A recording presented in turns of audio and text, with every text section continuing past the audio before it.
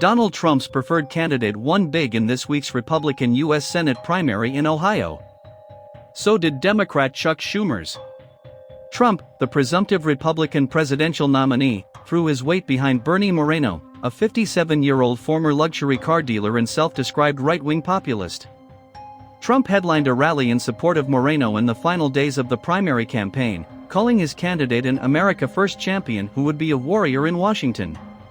But allies of Schumer, the Democratic Senate Majority Leader, had also signaled their desire for Moreno to be the Republican Party's nominee. Duty and Country PAC, a fundraising vehicle affiliated with the Schumer-linked Senate Majority PAC, spent more than $2.5 million on a TV ad campaign trying to boost Moreno among Trump loyalists in the final week of campaigning. In a 30-second ad, the narrator declares, MAGA Republican Bernie Moreno is too conservative for Ohio. In Washington, Moreno would do Donald Trump's bidding. Donald Trump needs Bernie Moreno, the ad concluded. Ohio doesn't. Democratic operatives have been meddling in Republican primaries in recent years to promote candidates who they think will be easier to beat in a general election. They believe the best way to do so is to boost the candidate's MAGA credentials in the minds of Republican primary voters, who overwhelmingly back Trump, by attacking them as too close to the former president.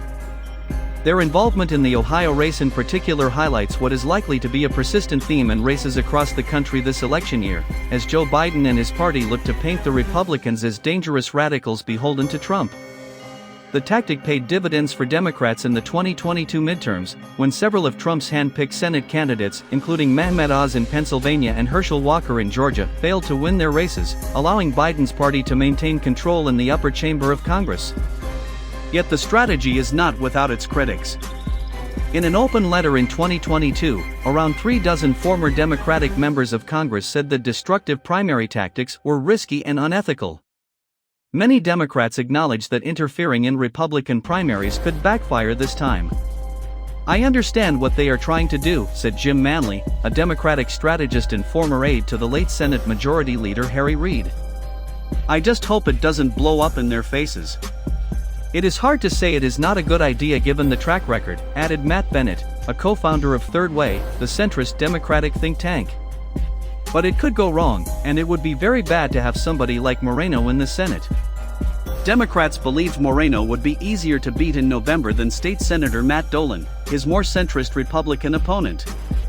Dolan had been endorsed by Ohio Governor Mike DeWine and former Ohio Senator Rob Portman, who are both seen as more moderate Republicans and have criticized Trump.